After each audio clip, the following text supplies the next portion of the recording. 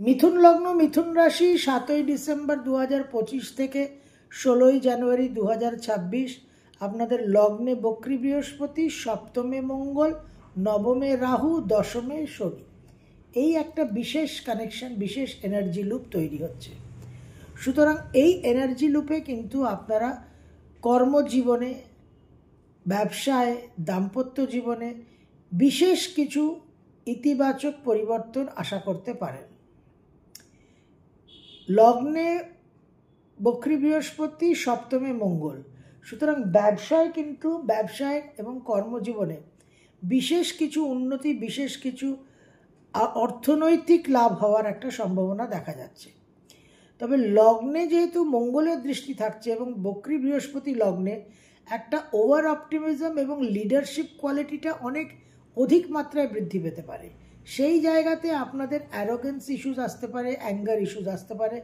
অবশ্যই কিন্তু নিজেদের একটু সংযত রাখতে হবে। দশমে শনি, সপ্তমে মঙ্গল, এই যে মঙ্গল শনি স্কোয়ার, মার্স স্যাটার্ন স্কোয়ার কানেকশানে আছে, স্কোয়ার অ্যাসপেক্টে আছে, এর কারণে কিন্তু কিছু কর্মজীবনে ডিস্টারবেন্স হতে পারে। সিনিয়রদের সঙ্গে, বসের সঙ্গে, সিনিয়র কলিগসদের সঙ্গে কোনো রকম অ্যারোগেন্স বা ইগো ইস্যুসের মধ্যে পড়বেন না, মতবিরোধ, বিবাদের মধ্যে পড়বেন না। It's very very important.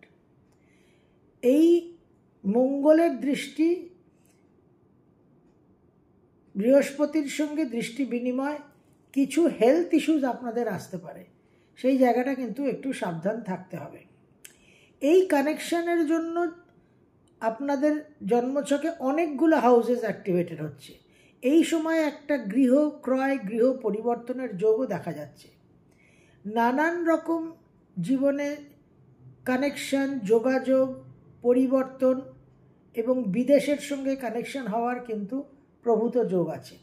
তবে যেহেতু একাদশ, দশম, নবম কানেক্টেড হচ্ছে, বিশেষভাবে ভাগ্য পরিবর্তন, ভাগ্যোন্নতির যোগ, কিন্তু সেখানে এই সময়টা ভাগ্যোন্নতির যোগটা তৈরি হবে, আধারটা তৈরি হবে।